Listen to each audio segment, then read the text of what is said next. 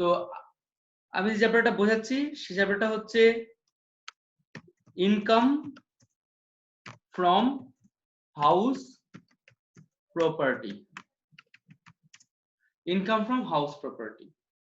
তাহলে income from house property এই চ্যাপ্টারটার মধ্যে আমায় কি করতে হবে, যে আমাকে সবার আগে জানতে হবে ইনকাম ফ্রম হাউস প্রপার্টি যখন অঙ্কগুলো করব তখন আমাকে দেখতে হবে কয়েকটা এরিয়া। সেই এরিয়াগুলো কি, যে আমাকে দেখতে হবে যে আমরা যে ইনকামটা করছি সেই ইনকামটা কি আমার হাউস প্রপার্টি ইনকাম, আমাকে সেটাকে দেখতে হবে। কি করে সেটা বুঝবো, সেটা কি করে বুঝবো, সেটা হচ্ছে অঙ্ক যখন করব অঙ্কের মধ্যে দেখবে লেখা থাকবে একটা জায়গায় যেখানে যে আমার যে ইনকামটা হয়েছে সেটাকে হাউস প্রপার্টি থেকে ইনকাম হয়েছে কিনা। ঠিক আছে, যে আমাদের যে হাউস প্রপার্টি থেকে ইনকাম কি, আমরা যে কোনো যখন আমরা রাস্তা দিয়ে যাই রাস্তা দিয়ে দেখবে যে কিছু কিছু বাড়িতে না লেখা থাকে টু লেট। টু লেট, ঠিক আছে, এই টু লেট কথাটির মানে হচ্ছে যে যে বাড়িটা ভাড়া দেওয়া হবে।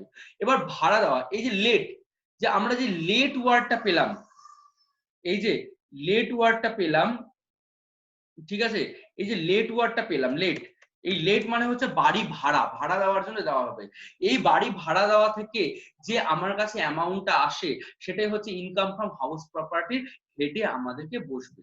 এবার ইনকাম ফ্রম হাউস প্রপার্টি কখন করতে হবে, যখন যখন হাউস প্রপার্টিরা হাউসটা থেকে যদি ভাড়া দেওয়া হয়, যে আমি লেট আউটের যে কথাটা বললাম হাউসটা থেকে যে ভাড়া দেওয়া হবে সেই ভাড়া দেওয়ার থেকে যে অ্যামাউন্টটা আসবে সেটা লেট আউট পারপাস।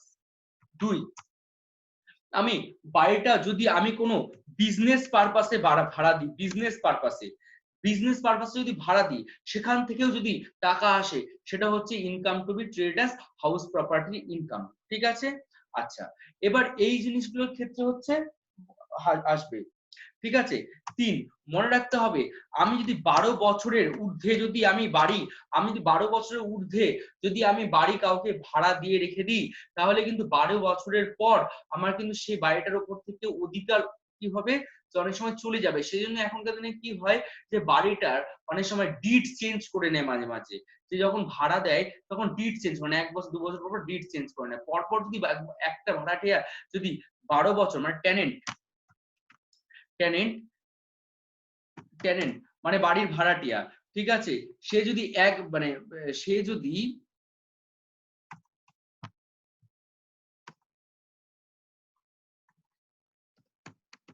ঠিক আছে, সে বাড়ির যদি ভাড়াটিয়া সে যদি 12 বছর কন্টিনিউয়াসলি যদি এক জায়গায় থাকে তখন সেটাকে বলা হবে হচ্ছে তার নিজস্ব বাড়ি হবে না, কিন্তু সেই বাড়িটা সে কন্টিনিউ সেই বাড়িটাতে সে অস্তিত্ব দেখাতে পারবে। ঠিক আছে, এইটা হচ্ছে এই এরিয়াটা হলো লেট আউটের জায়গা যেখান থেকে টাকা আসবে। কিন্তু যদি কোনো অ্যাসেসি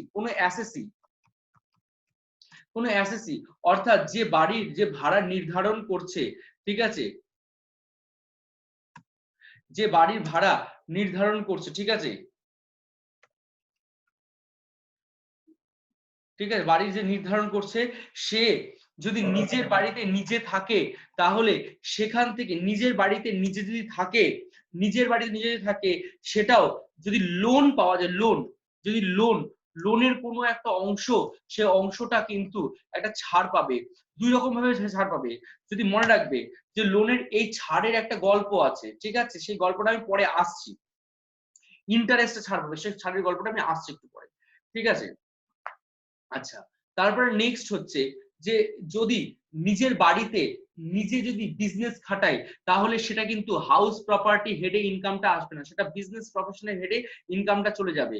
ঠিক আছে, এইটা হচ্ছে হাউস প্রপার্টি এরিয়া। যদি হাউস প্রপার্টির হেডে ইনকামটা আসবে না সেটা বিজনেস প্রফেশনাল ইনকামে চলে যাবে যদি সেই নিজের বাড়িতে যদি কাউকে ভাড়া দেয় বিজনেস করার জন্য সেটা হাউস প্রপার্টির ইনকাম, কারণ সে অন্যকে ভাড়া দিয়ে সেখান থেকে হাউস প্রপার্টি থেকে ইনকাম করছে। ধরো আমি একটা ব্যাংক ভাড়া দিলাম আমার বাড়িতে, তাহলে সেই সেখান থেকে যে ইনকামটা আসবে সেটা হচ্ছে হাউস প্রপার্টির ইনকাম। কিন্তু আমি আমার বাড়িতে নিজেই হচ্ছে ব্যাংকের মালিক, নিজে ব্যাংক খুলে দিলাম, সেখান থেকে আমি ইনকাম করছি, সেটা হচ্ছে আমার নিজের বিজনেস রিলেটেড ইনকাম, সেটা কিন্তু হাউস প্রপার্টি ইনকাম হবে না। তো এই এরিয়াগুলোকে রাখতে হবে। একটা মালিক একটা বাড়ি, ধরো একটা মালিকের 3টে বাড়ি আছে, ঠিক আছে, 3টে বাড়ি আছে, তো কখনোই 3টা বাড়িতে একভাবে একটা মালিক থাকতে পারে না। তার মধ্যে একটা বাড়িতে মানে একটা বাড়িতে সে নিজে থাকছে, আর বাকি দুটো বাড়ি deemed to be let out, মানে বাড়িটাকে লেট আউট হিসেবে ধরে নেওয়া হচ্ছে, ঠিক আছে। স্যার বারবার ডিসকানেক্ট হয়ে যাচ্ছে। একটু সমস্যা হচ্ছে, আমি বুঝতে পারছি, একটু দেখো, ইউটিউবে ভিডিও পেয়ে যাবে, যতটা পারছো একটু ইয়ে থাকো। তো কি করতে হবে দেখো,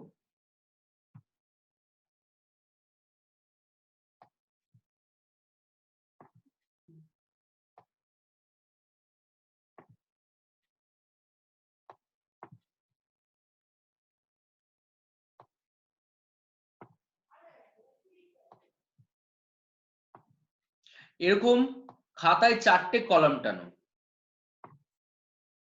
ঠিক আছে, মানে আমি এটা বেশি টেনে ফেলেছি,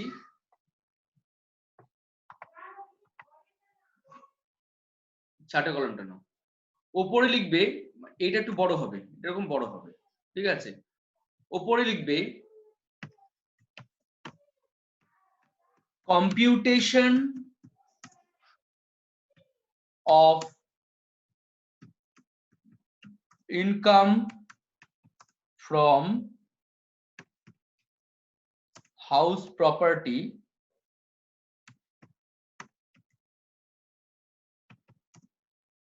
অফ, যার নাম বলবে, ধরো একজনের নাম বললো, ধরো XYZ, ঠিক আছে, XYZ যার নাম বলবে, আমি ধরে নিলাম সে একজনের নাম এক্স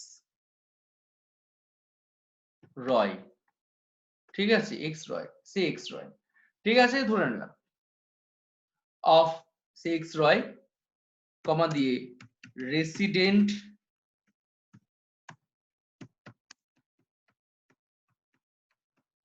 ইন্ডিভিজুয়াল, কমা দিয়ে ফর দি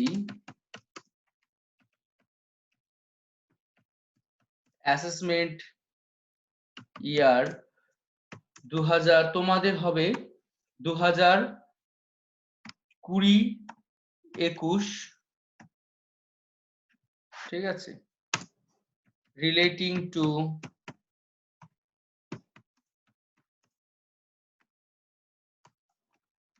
previous year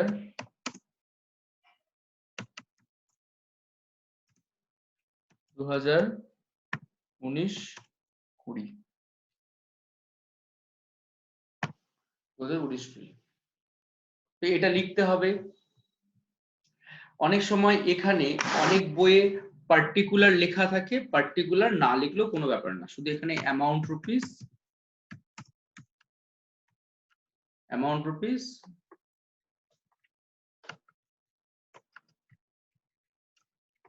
ঠিক আছে, বসে যাবে। কিভাবে লিখতে লেখাটা শুরু করতে হবে, প্রথমে লিখতে হবে যে হাউসটার উপর আমি ইনকামটা করছি, তাহলে হাউস নাম্বার, যে হাউস নাম্বার দেওয়া থাকবে সে house number, 1 number house, 2 number house, 3 number house, ঠিক আছে। প্রথম হাউসে হচ্ছে লেট আউট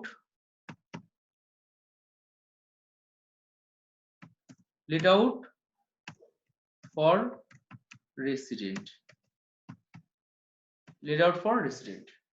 মানে কাউকে ভাড়া দিচ্ছি, সেখান থেকে ভাড়া পাচ্ছি, ঠিক আছে। তো প্রথমে কি লিখতে হবে এখানে, gross annual value, gross annual value ব্র্যাকেটে লিখতে হবে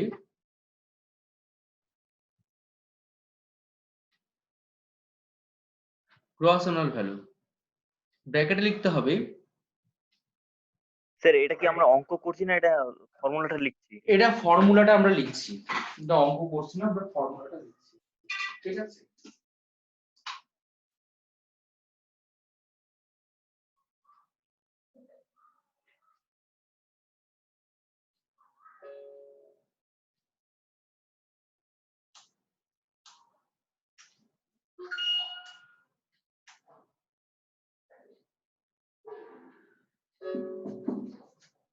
তো প্রথমে হচ্ছে গ্রস ব্র্যাকেটে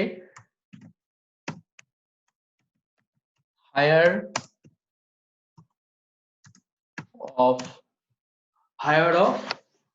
digit 1 and digit 2, ঠিক আছে। এক নাম্বার দিয়ে এক নাম্বার ওর আন্ডারে ওই এই যে হায়ার অফ 1 এন্ড 2 লিখলাম, সে 1টা কি লিখবো, 1টা লিখবো হচ্ছে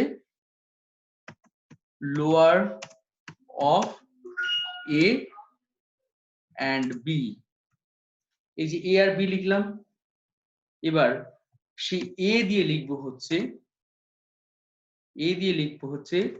রিজনেবল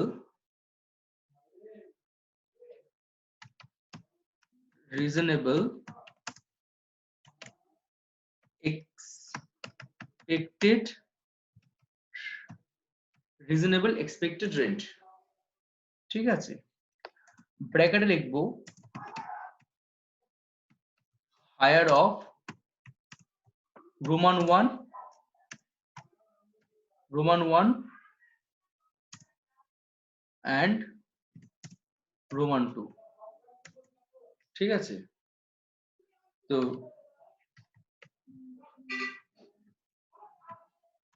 এবার রোমান 1 দিয়ে গ্রস মিউনিসিপাল ভ্যালু। এবার এই গ্রস মিউনিসিপাল ভ্যালুর একটু গল্পটা বলি। এই গ্রস মিউনিসিপাল ভ্যালু আমি যেগুলো বলবো সেগুলো লিখে দেবো, ঠিক আছে। গ্রস মিউনিসিপাল ভ্যালু, এই গ্রস মিউনিসিপাল ভ্যালু আমি প্রথম থেকে একটু জিনিসকে বলি। আমাকে সবার আগে বের করতে হবে অঙ্কে গ্রস অ্যানুয়াল ভ্যালু।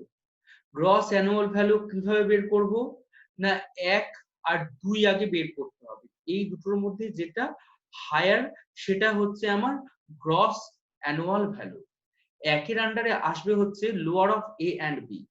তাহলে এ আর বি এর মধ্যে যেটা হায়ার না সরি লোয়ার সেটা আসবে। তাহলে এ নাম্বারটা লিখলাম আমি reasonable expected rent.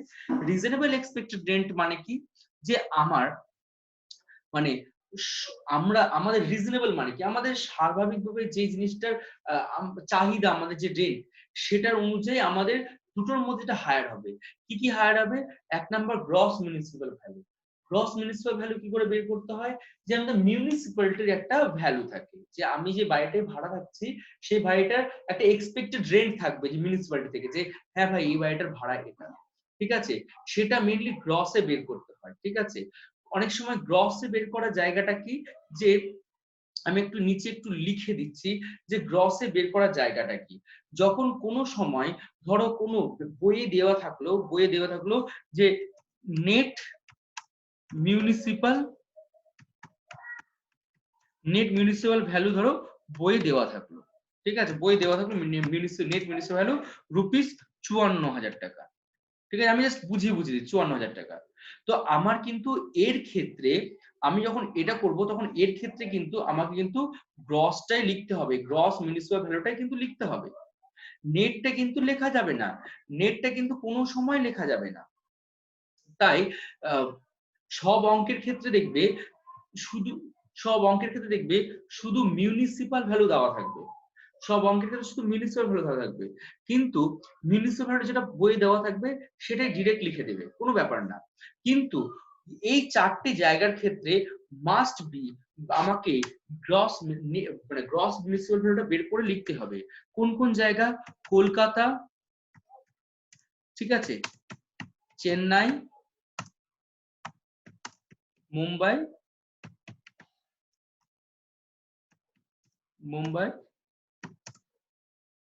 And Delhi, ঠিক আছে। এই চারটে জায়গার ক্ষেত্রে আমাকে মাস্ট বি নেট মিউনিসিপাল ভ্যালুটা গ্রস মিউনিসিপাল ভ্যালুটা কনভার্ট করে লিখতে হবে। তাহলে নেট মিউনিসিপাল ভ্যালু থেকে গ্রস মিউনিসিপাল ভ্যালুতে কনভার্ট করার এরিয়াটা কোথায়? নেট মিউনিসিপাল থেকে গ্রস মিউনিসিপাল কনভার্ট করার এরিয়াটা হচ্ছে, একটু কাইন্ডলি দেখো, আমি যখন নেট ভ্যালু থেকে গ্রসে কনভার্ট করব, নেট ভ্যালু থেকে যখন গ্রসে কনভার্ট করব, তাহলে কি হবে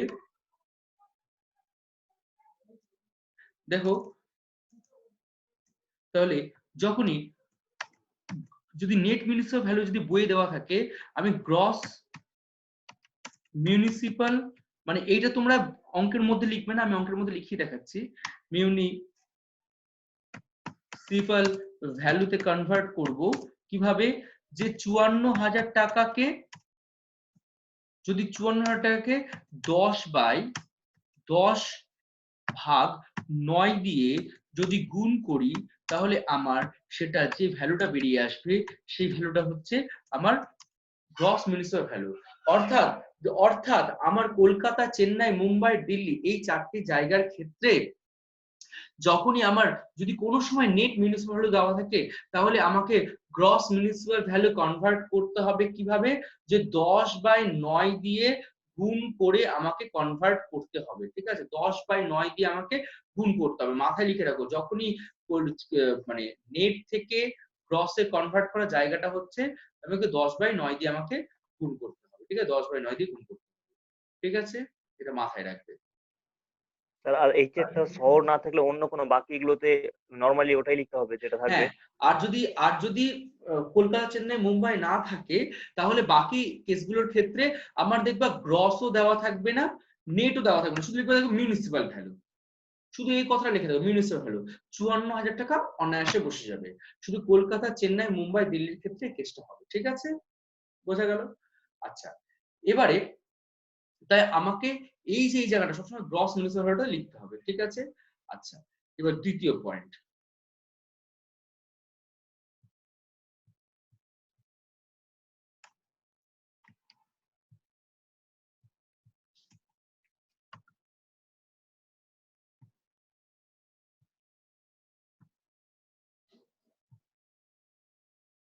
তখন আমি লিখছি, এবার দ্বিতীয় পয়েন্টটা হচ্ছে এখানে। ঠিক আছে, এখানে কি বসবে পরের পয়েন্টটা, হায়ার অফ রোমান 1 রোমান 2, এবার ওখানে বসবে ফেয়ার রেন্ট। ফেয়ার রেন্ট, এবারে এই ফেয়ার রেন্ট হচ্ছে অঙ্কে দেওয়াই থাকবে, এক্সট্রা করে বের করতে হবে না। অর্থাৎ ফেয়ার রেন্ট মানে ন্যায্য মূল্য। ন্যায্য মূল্য মানে হচ্ছে আমাদের, দেখবে তুমি যে কোনো জায়গায় যাবে তোমাদের একটা ন্যায্য মূল্য থাকে, একটা ন্যায্য দাম থাকে, যে এর উপর ভিত্তি করে চলবে। তাহলে গ্রস মিউনিসিপাল ভ্যালু এখানে একটা অ্যামাউন্ট, ধরো আমি এক্স এক্স এক্স এক্স লিখলাম। ঠিক আছে, একটা অ্যামাউন্ট। ঠিক আছে, এবারে ফেয়ার রেন্টটা ধরো এটা থাকলো।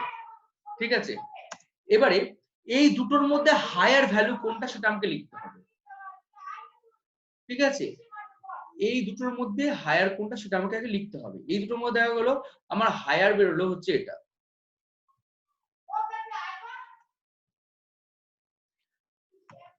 আচ্ছা, এই দুটোর মধ্যে হায়ার হবে হচ্ছে এই যে এটা। ঠিক আছে, তাহলে আমি এক্স এর হায়ার বেরোলো, তাহলে reasonable expected rate, reasonable expected rent, তাহলে কিভাবে বের করলাম, যে 1 আর 2 এর মধ্যে যেটা হায়ার, অর্থাৎ গ্রস মিউনিসিপাল ভ্যালু আর ফেয়ার রেন্টের মধ্যে যেটা হায়ার সেটাকে নিয়ে বের করতে হবে হচ্ছে রিজনেবল এক্সপেক্টেড রেন্ট। তাহলে এই যে রিজনেবল এক্সপেক্টেড রেন্টটা যেটা এখনই আমি বের করলাম, এই যে রিজনেবল এক্সপেক্টেড রেন্টটা যেটা আমি এখনই বের করলাম, যে রিজনেবল এক্সপেক্টেড রেন্ট, তাহলে সেটা কিন্তু এটা কিন্তু সেই অ্যামাউন্টটা একটা বেরিয়ে আসবে, রিজনেবল এক্সপেক্টেড রেন্টটা সেটা এইটা বেরিয়ে আসবে এই দুটোর মধ্যে যেটা হায়ার। ওকে, তাহলে এটা হলো আমার ফার্স্ট পয়েন্টটা গেল। ঠিক আছে, এবার second point.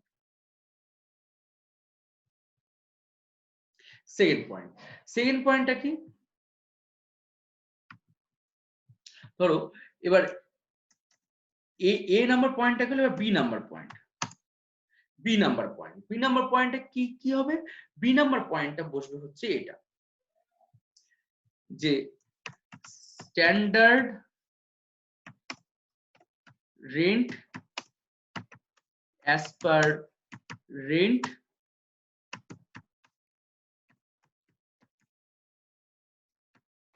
controlled act।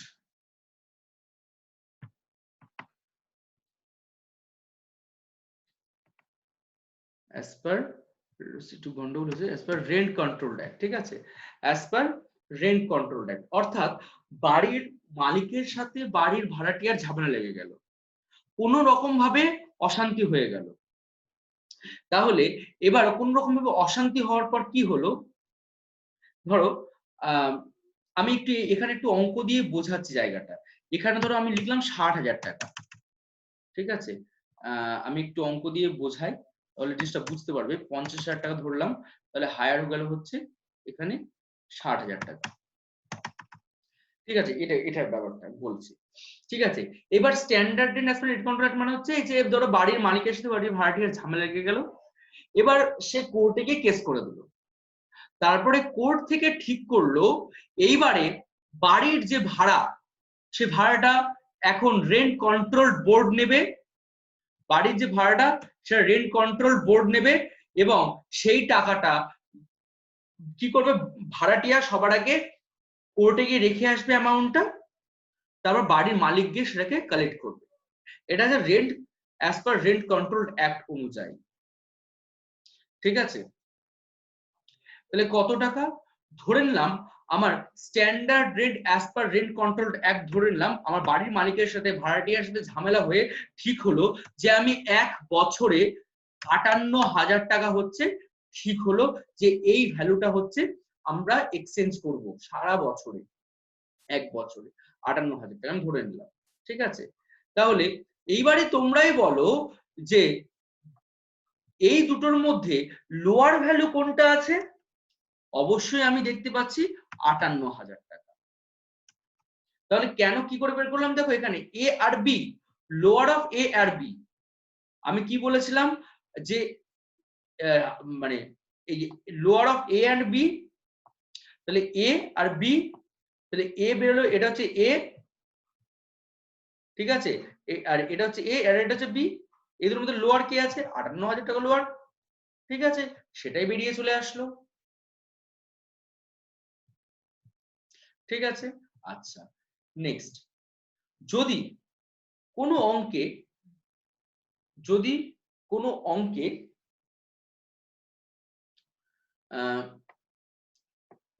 Standard rent, অনেক সময় এই যে এই জায়গাটা আমি দেখতে পাচ্ছি, অনেক সময় এই স্ট্যান্ডার্ড রেন্টটা অনেক অঙ্কে থাকে না, তখন কি হবে, এই পয়েন্টটা বাদ চলে যাবে, তখন কি হবে, এই পয়েন্টটা বাদ চলে যাবে, তখন lower of A and B, হ্যাঁ বলো, কেন? অনেক সময় অনেক অঙ্কে স্ট্যান্ডার্ড রেন্টটা থাকে না, থাকে না অঙ্কে, মানে অনেক সময় থাকে না, তখন কি হবে, তখন এ না 1 নাম্বার পয়েন্টে চলে আসবে হচ্ছে এইটা, এই যে রিজনেবল এক্সপেক্টেড রেন্টে চলে আসবে 1 নাম্বার পয়েন্টে, ঠিক আছে, 1 নাম্বার পয়েন্টে চলে আসবে, এটাও ক্যান্সেল হয়ে যাবে, ঠিক আছে।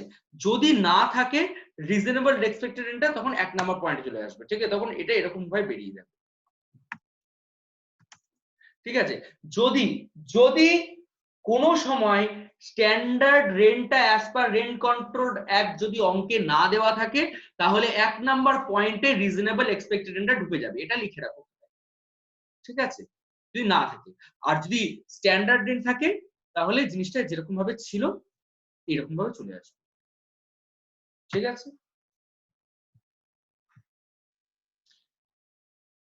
এবার গেল 1 নাম্বার পয়েন্ট বললাম, 1 নাম্বার পয়েন্ট কমপ্লিট। এবার 2 নাম্বার পয়েন্টে কি, rent received or receivable during letable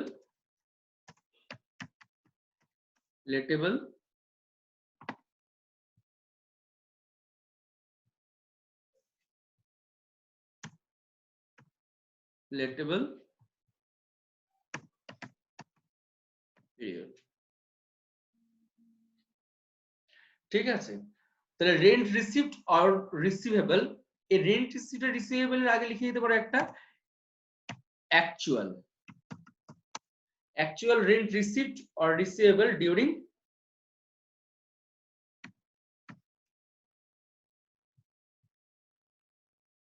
লেটেবল period নিচ্ছে না,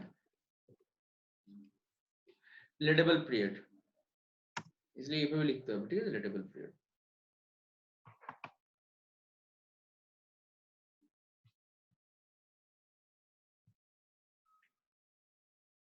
ঠিক আছে, লেটেবল পিরিয়ড।